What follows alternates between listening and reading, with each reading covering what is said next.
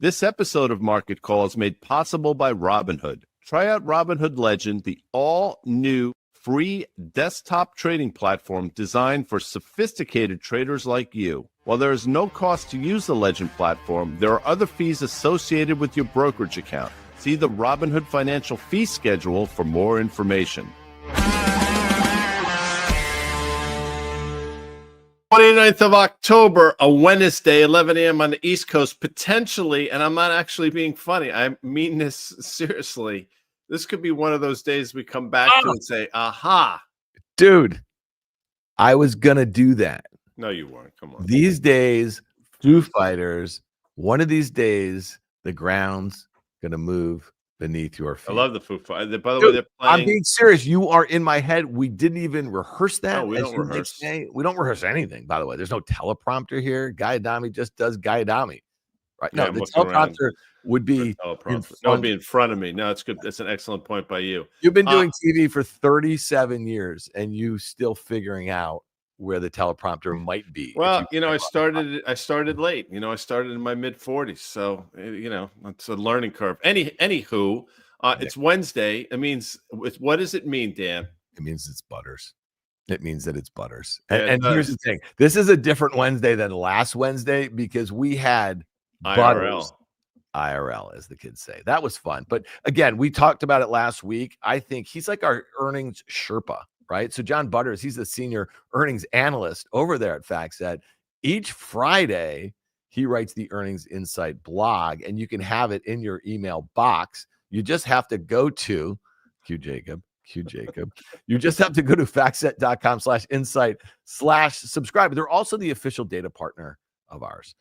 So we have Butters. He should go to like the courthouse and rename himself Tenzing Butters. I mean, I think that's what. So just give the listener a little. Well, that would be, of course, the great Tenzing Norgay.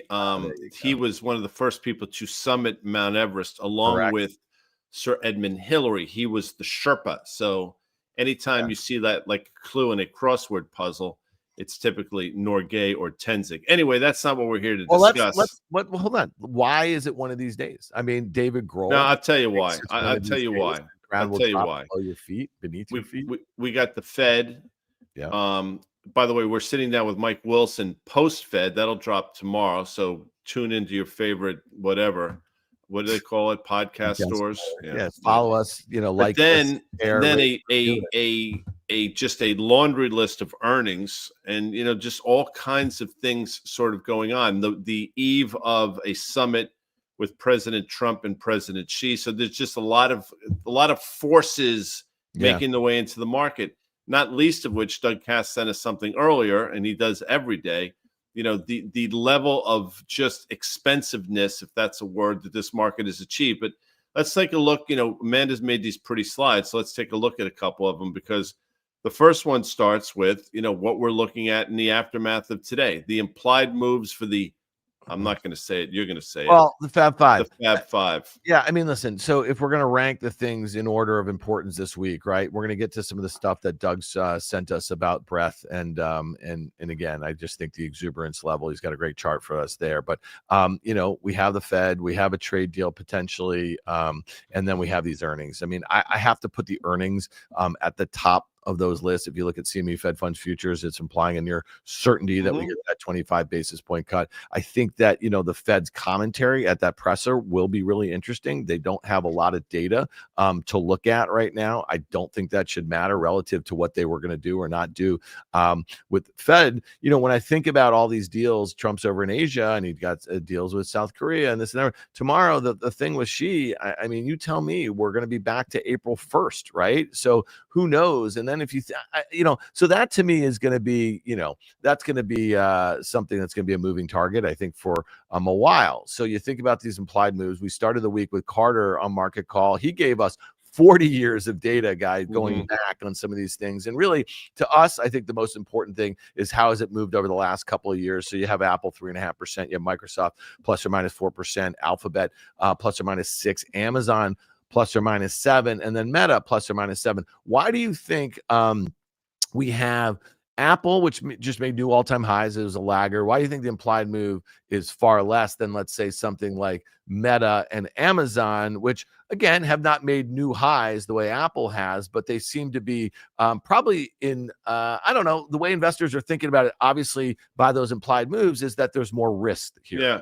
Well, you know what we've seen over, and listen, you're the volatility and options guy, as is CC, but just from my vantage point, I think the market's come to the realization that, what, Apple's not a huge mover the way it used to be in terms of post earnings. The thing has been, if you've been long vol on the back of an Apple release, I think over the last few quarters, if not more than that, you've probably been disappointed.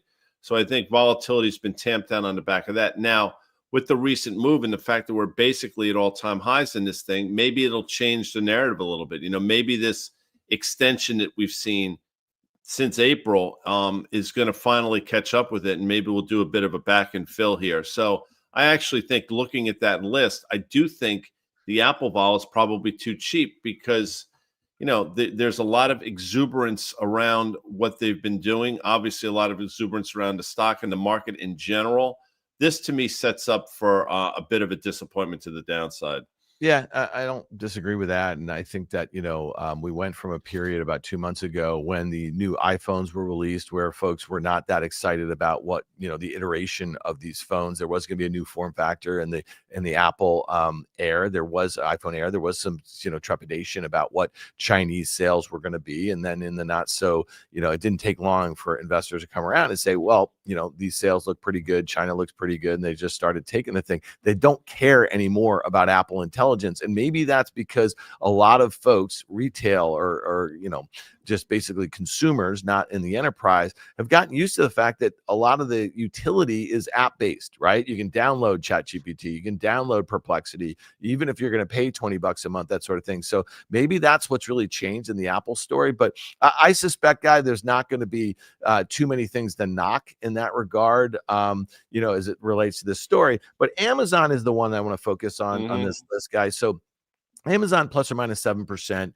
When I think about this story, and I think about what's going on with the hyperscalers, and I think about the CapEx spend. So it started out with Microsoft. It's obviously Google. It's Amazon. Those are the three biggest cloud players. I'm not even going to throw Oracle in there, but the CapEx that has been spent over the last 3 years has been, I think, amongst the three of them, maybe close to $400 billion, right? And Amazon had the most market share, or has always had the most cloud market share. And the idea is you get access to these models the way Microsoft did with OpenAI. You put it on, in their case, Azure, right? You get your customers to start using those models and needing more compute and basically taking up more of that compute that you have on your network. But then they've continued to build out data centers to have more compute. So what's happened is that Microsoft has taken share. They're number 2 now, not so distant anymore. I think 33% share in the cloud business is Amazon. And then I think it's not far behind them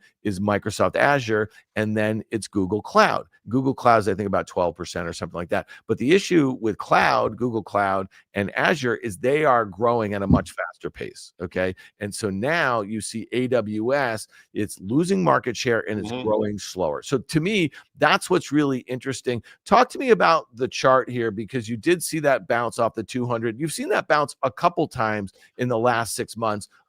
Really since the April lows off that 200-day moving. So this is how I look at it, just in terms of the chart. You broke down the fundamentals.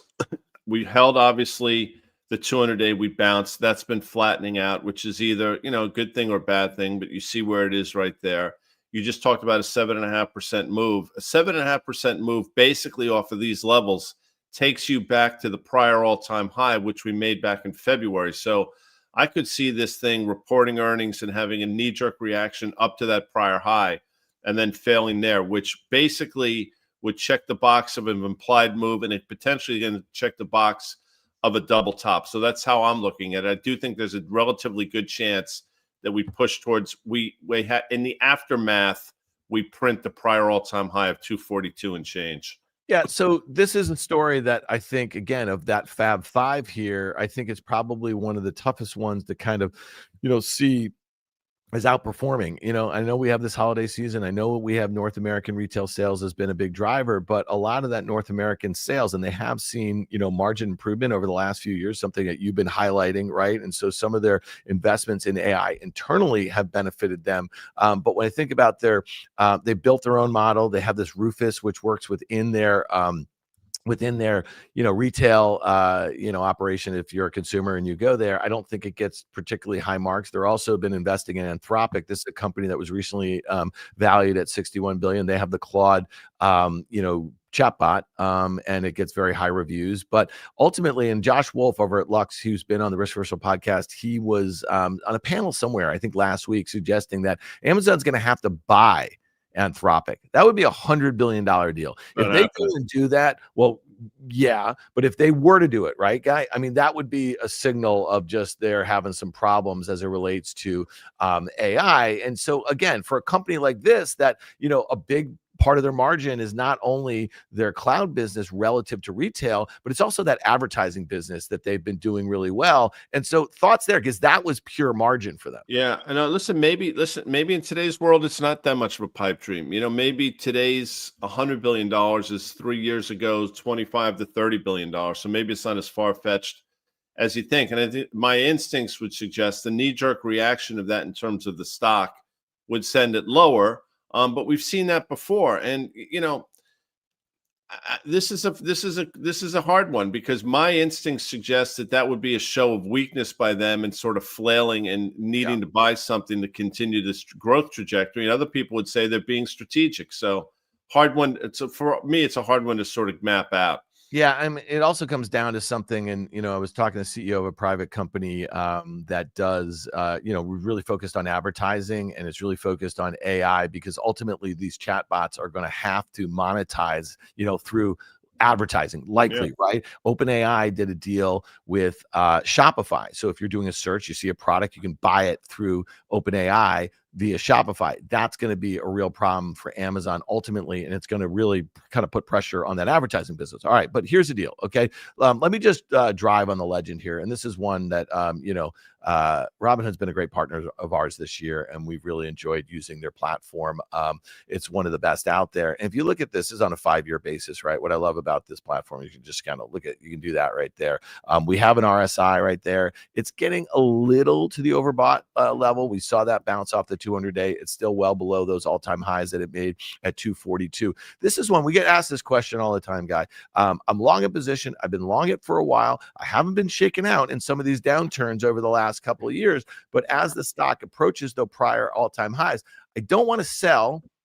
I want to keep the exposure, but I want to limit my downside, right? And so we talk about all sorts of different strategies using options. One of the best, in my opinion, and it shouldn't be one that kind of frightens, investors who haven't had a lot of experience with options. A lot of investors who use options, they take a long position and they sell it out of the money call, and they take in that premium. It's called an overwrite, right? So what I want to detail right now as a risk management strategy, and I'm just going to go to a 1-year chart, just kind of show you what I'm looking at here. You see that kind of 242 level where my cursor is. You see that line that I've drawn there. Okay. And then you see that 200-day moving average. That's about 213. Well, we just said the implied move is about 7% in either direction. 7% is basically $15, $16. So we're going to round this up. Okay. So let's go to the chart that Amanda made here with the strategy. So if you were long 100 shares of Amazon around $230, right? And you wanted to put a collar on, meaning that you would have gains up to a short call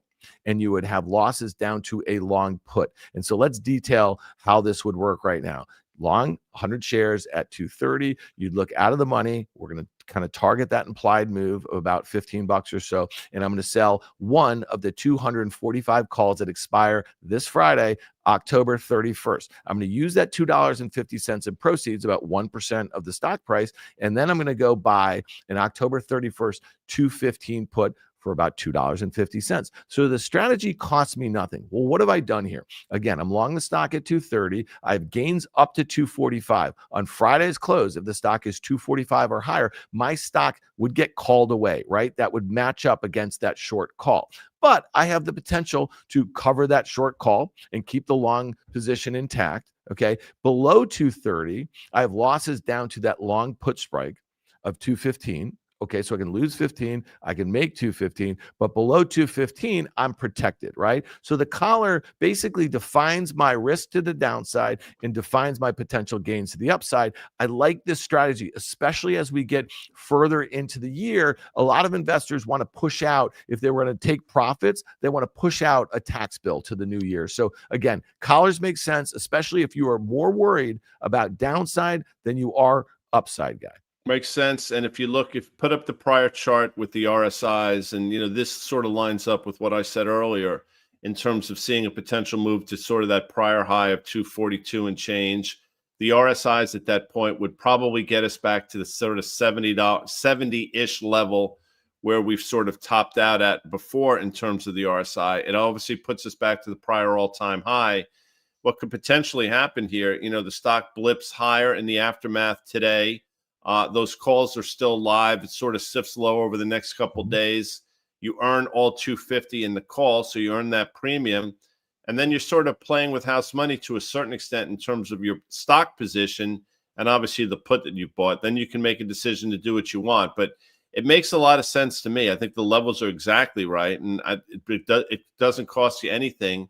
And it's a way to sort of not play earnings, but protect yourself into and post earnings for the week.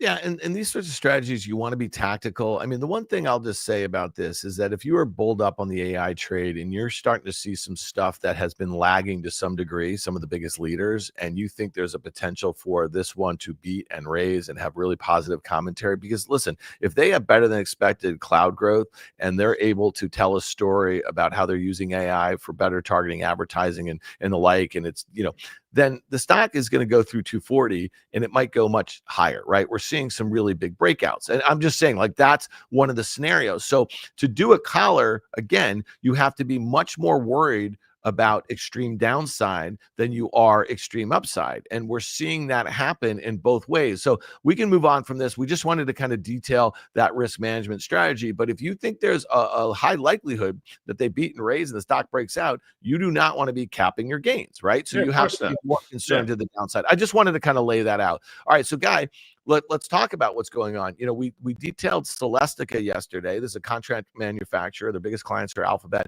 Amazon, and Hewlett and Dell. That stock broke out to a new all-time high. Let's give the CLS. It's followed through today, but look at what's going on with Seagate. So Seagate is a storage provider, and their big customers are all the servers and the data centers and that sort of thing. So they had a beat and raise, and we've talked about like the moves that these stocks have had. 5 months ago, you could have any share you wanted down there. You know what I mean? Like every single one of them, you could have bought it. Like yours. And now you look at this thing up hundreds of percent. I mean, this is one of the reasons why this is not Amazon 2 trillion, north of 2 trillion, but we've seen crazier moves, and we'll go back to that Microsoft move from last quarter too. But thoughts on the way these things? It's a remarkable move in a company that, again, we talked about it yesterday. This is April of this year, so 6 months ago, we're less than six, whatever the hell that is.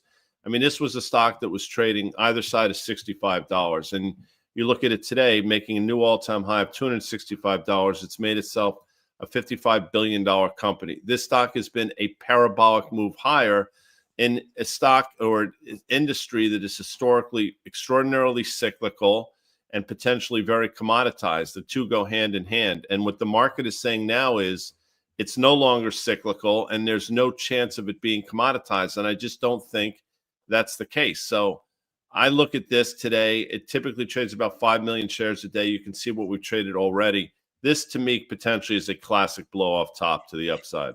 Yeah, and I guess we're seeing it across the space, right? SanDisk is one we've highlighted. It's up 11.5% today. Western Digital is up 12.5%.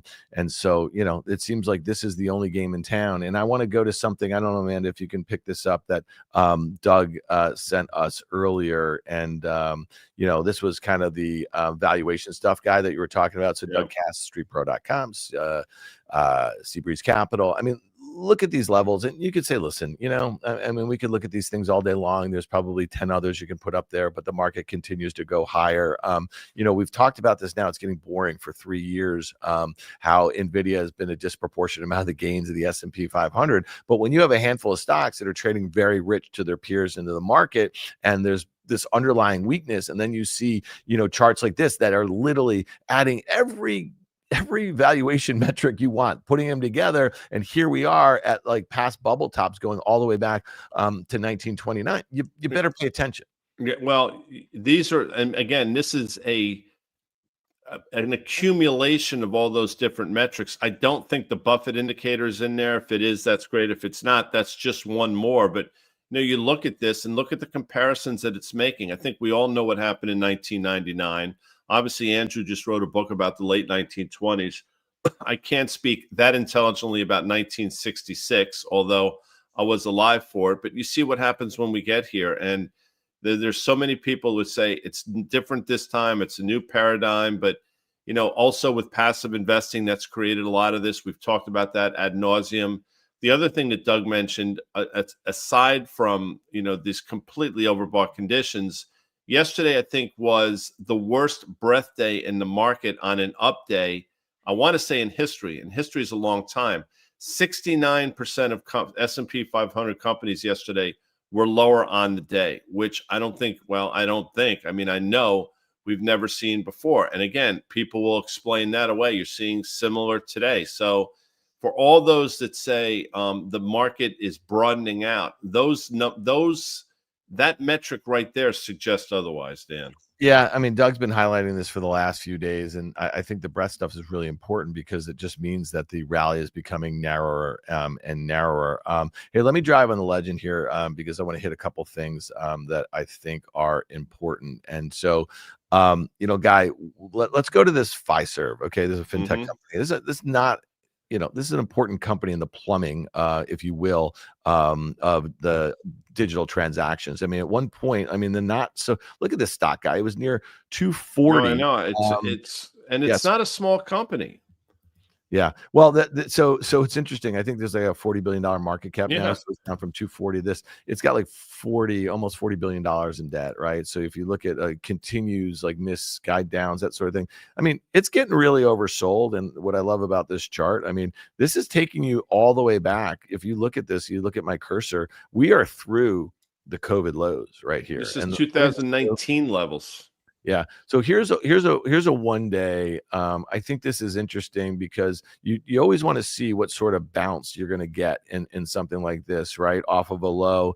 And it doesn't seem to be bouncing intraday a whole heck of a lot. It's trading very near the lows. So I think it makes sense to pay attention to some other things that might not be on your radar. That's one of the reasons why we want to highlight Celestica yesterday. Again, I think Mel on the show last night said, I don't think we've talked about this stock on Fast Money since Guy Adami started the show back in 2007. Hey, by the way, last night, I was at a party. Oz Perlman has been on our program. He's the man. He is the mentalist. He is the only mentalist that matters. He has he had a book launch last night, and Jim Cramer was there.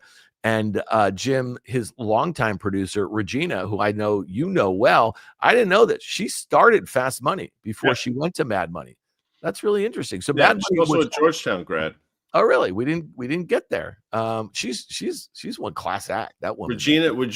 Yeah. Well, not that anybody on this podcast cares, but yeah, she was one of the instrumental people in like the 2005, 2006 version of Fast Money. Yeah.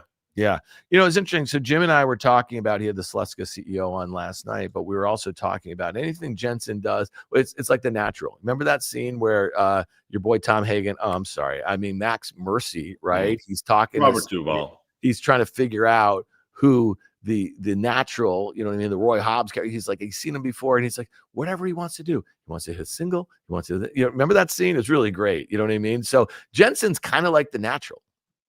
Whatever he wants to do, he can do this with Palantir. He can do that with Uber. He can do that with CrowdStrike. He can do that with OpenAI. He can do that with CoreWeave. What else can he do? He can do whatever. I'm missing like 10 of the announcements over the last few months. Or whatever he wants, he does. Well, we said it last night on Fast Money, and I'll say it again here. He obviously has a fiduciary responsibility to his shareholders, and part of that is if you have to curry favor with the administration, if you have to do what you need to do to get beneficial treatment, he's going to do it. And that's just the world we live in right now. It's not a political comment. It's just the state of the state. And I think he's done it extraordinarily well. He has made the right decisions. Obviously, every announcement that they make, for whatever reason, the knee-jerk reaction is to take Nvidia higher. The numbers that they throw out are astronomical, but the numbers that they throw out also, I think, make the leap that there's not going to be any competition anytime soon. And maybe they have that kind of head start. We'll see. But if competition comes in a meaningful way, if you do see a slowdown in a meaningful way, or if these double and triple orderings come back to bite them in the you know what. I mean, again, I mentioned last night on a price to sales basis, now probably approaching 19 times at this point in its history is just extraordinarily expensive. Yeah, and let's just let me drive a bit here on the legend, because I just want to break this down. I mean, normally we do that when we show those 5 names that are reporting this week, right? They're all huge customers for the most part. Yeah, they're all Microsoft, other than Apple, Microsoft, Amazon, Google, and Meta. And we showed the implied moves. They're basically between 4 and 7% or so. And I just want to, so here we are at the options chain of Nvidia, right? And so look at that. Look at me. How do you figure out the implied movement in Nvidia this week? Because, okay, 35-40% of their customers are reporting. You think that's important. So let me just go to the at the money. We're basically 209. So I'm going to use the 210 strike here. So I'm gonna kind of, here's the 210 straddle, the weekly. I'm in October 31st, right? So if I put the call premium together, that's 410 plus a put premium, that's 510. That gets me $9.10. So let's go to the chart right here. So the at the money straddle this week expiration is $9, let's call it. Okay, so now if we go to the chart, we see we're trading here at about 209, right? We're already off those highs there, guy, if you look at that, right? So if you're trading at 209, add $9 to the upside right there, you get 218. That's what the upside implied movement is. And then if you take the $9 off 209, it gets you down to 200, where the stock was trading yesterday. That was a breakout. That was a new all-time high. So when you look at this move, guy, we've had that base over the last few months or so, and we know the history of the stock. Go look at the bases, right? And then it goes and makes a big move. Can this stock, the first one at $5 trillion, it's getting pretty overbought here on the RSI, can this thing go on a runaway breakout? I don't know how. I mean, well, I mean, yes, of course it can. I mean, because we've seen it many times with other names. We haven't seen it with names of this size, but what's the difference at this point? I mean, people seem willing to do just about anything in this environment. So the short answer is yes. Do I think it will? Absolutely not. As a matter of fact, as we get to these RSI levels, history suggests we have some sort of cooling off period and maybe a back and fill. And in this case, a back and fill theoretically should get us back to the 200-day moving average, which I think is about 155 to 160. So that would make a lot of sense to me. It doesn't appear at all that could happen, but it's happened a number of times over the last couple of years. As a matter of fact, you saw about a 45 or 50% move to the downside earlier this year, I believe. So it's not like it's unprecedented for it to happen. Yeah. So now I went to the options chain here. So if we're saying that the implied movement, right? So if we're looking at this kind of 210 strike is about $9. I mean, you tell me, slightly in the money, if you were to pay $5, let's just round it, for the 210 put that expires on Friday afternoon, given everything we know, with 4 of their biggest customers reporting this week, with a Fed meeting, with a China deal, and China's going to be important, this deal. You tell me, if they take off, let's say, export bans and import bans over in China, Nvidia can start selling chips. A lot of folks think that the numbers for the next few quarters, given that bookings number that they gave yesterday, are probably low by $5 billion a quarter. And that's not including China. So throw in maybe another 5. That makes this stock a lot cheaper if you think about it. Now, on a price to sales, I get where you're talking about, but let's just say those margins start to increase, yada, yada, yada. You could say, all right, the stock's cheap, but is everything, guy, this week maybe a sell the news? Maybe, we're sell the news on the rate cuts. Maybe we're sell the news on a China deal because it's just bringing us back to April 1st. Maybe we're sell the news on a chip deal because, okay, you just gave us a $450 billion bookings number. You're telling me that China has not worked in there some ways. So my question is, the 210 put for $5, that's, you can do the math here. That's a little, 2.2% or something like that. You willing to make that bet? I think on a flyer, I think it makes sense, especially you got Microsoft. I mean, there's a lot of things that can happen. One of the questions we have in the chat is, did Microsoft potentially put in a double top? It's hard to say now at 538. I think the prior high was 555 or so. But, you're looking at the levels that we last saw back in August. We obviously sold off. We just got there yesterday. We'll see. I mean, I guess I need sort of validation to see a quarter where they come in line and maybe guide slightly lower. So if you start to see this thing, sit below 530, then I would say absolutely double top. But if a Microsoft were to disappoint, I do think it drags Nvidia down. So I think that lottery ticket for the next few days makes a lot of sense, especially you're not paying all that much either. Obviously, understanding it's somewhat binary, right? But it does make sense. Yeah, and again, we talk about this all the time. Long premium, trades into earnings. You see implied volatility, the price of options, obviously very pump market makers or the programs that are trading these things. They want to account for the potential volatility that you have post earnings. But you highlighted this a few days ago. This whole idea of a double top. I mean, look at this. And I think this is the most important thing about Microsoft. And we're going to show this. Look at that gap.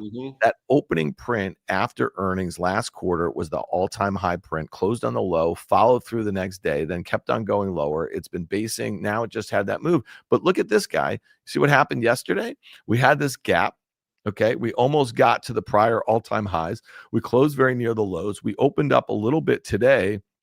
And look where we are. That's a very similar looking pattern that we saw on that open.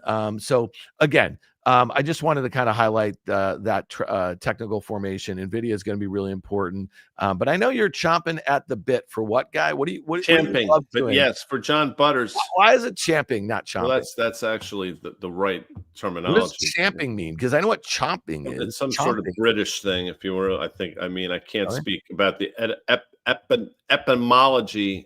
I can't speak. Easy for you. Yeah.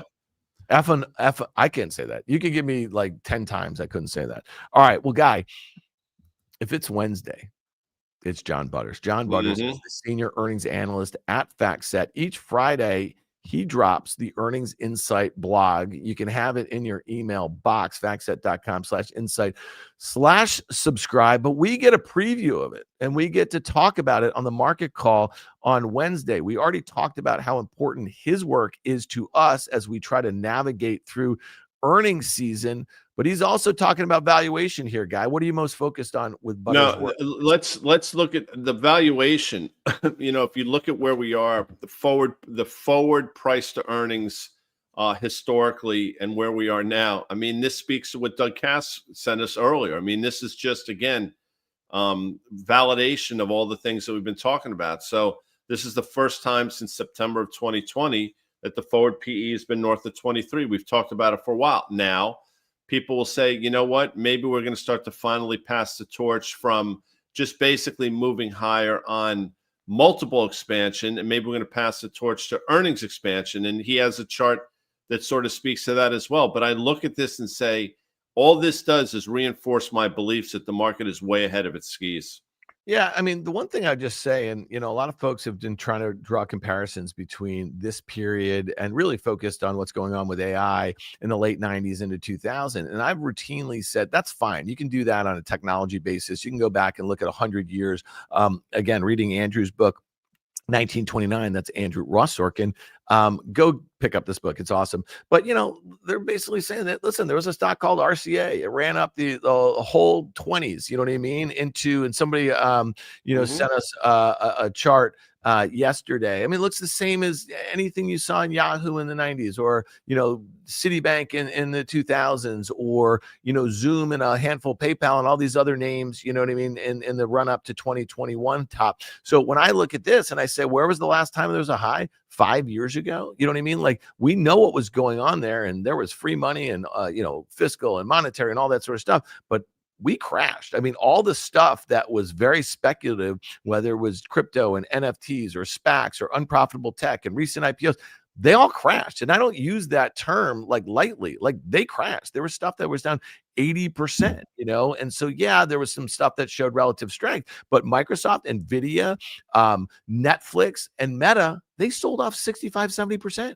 And people don't think that can happen now. You remember the metaverse, Guy? That was kind of a cool thing in late 2021. It's in recent history, to your point. I mean, their stocks over the last, 8-9 months, we've seen moves of that magnitude. Fiserv, again, we're not suggesting Fiserv is the market, but not an insignificant company to have a move to the downside of that magnitude. It does happen. And, it seemingly happens out of nowhere. But, I mentioned multiple expansion as opposed to earnings growth. The next slide speaks to exactly that. And take a look at this. Since June 30th, the price of the index, the S&P, has risen 11%, while the forward 12-month EPS estimate's basically half of that. I'm rounding a little bit, but you see my point. Yep. So you've had some earnings growth, but most of this has been driven by multiple expansion. And again, the question is, at these valuations, how long can that last? Yeah, and I read something this morning. Might have been something Doug sent me too. You can look at. Oh, it was in the Wall Street Journal. It was talking about corporate, margins, right? Operating margins. They were saying that they're the highest that they've ever been on average. I think for the S&P 500 this year, we have 29%. But if you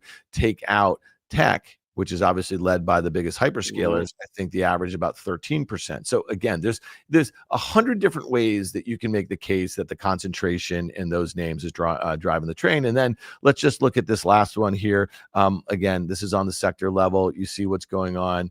And you see where infotech, consumer discretionary, we know consumer discretionary has, Tesla, and it's got Amazon in it. And so you see the work that's being done there. So again, and relative to the S&P 500, you're seeing infotech at basically forward 32, you're seeing consumer discretionary 29, you're seeing industrials at 24, and then you see the S&P, as we just detailed, at 23%. All right, John Butters, thank you for that. We can't wait to get you back IRL. You know where to find his work.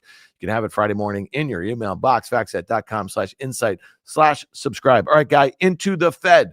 What is most important to you this afternoon? Well, I'm looking at a VIX. It's back above 16.5. So obviously watch that. There's been a relative underperformance of the IWM over the last couple of days. The transports continue to trade poorly. What am I watching? Obviously, I always watch the bond market. I do think gold, by the way, I think you put in a bit of a low yesterday. That reversal, we talked about it on yesterday's show. I think that's going to hold. So, what are we going to look at? I mean, we got the Fed meeting. We have earnings on the back half. I mean, they could negate each other. They could reinforce each other. There are a lot of things that can happen. Bitcoin continues to sort of trade, in my opinion, poorly, and I'm sort of using air quotes there here at 112 or so. It seemingly is having trouble at 113 to 115. So all those things to me are in play for the next few hours for sure. Yeah, the only thing I care about, having nothing to do with macro and nothing to do with Fed, is Nvidia. Nvidia is up nearly 4%. It was up 5% earlier, maybe a little more. If that were to give up a lot, I just don't know what else is left. And so essentially, if you have expectations that all four of those names that we care about, the Microsoft, the Amazon, Google, and Meta, if they raise CapEx, but not a lot, or they keep it flat, I think Nvidia has a tough week. And if Nvidia has a tough week, then that spread between the semis and the software. Look at software. Look at the IGV. We put a trade on last week on that.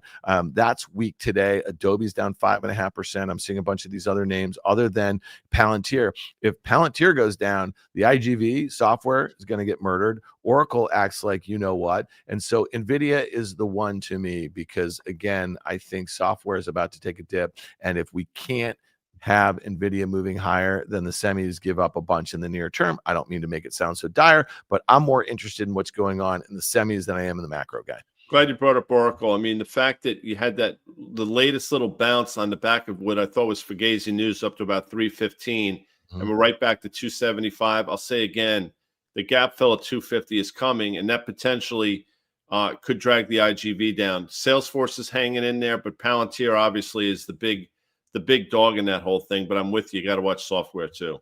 All right. Thanks to our partners.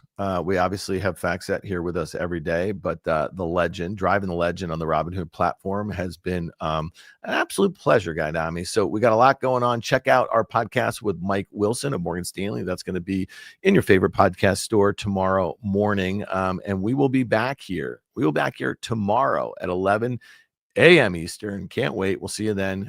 Good trading. Happy trading.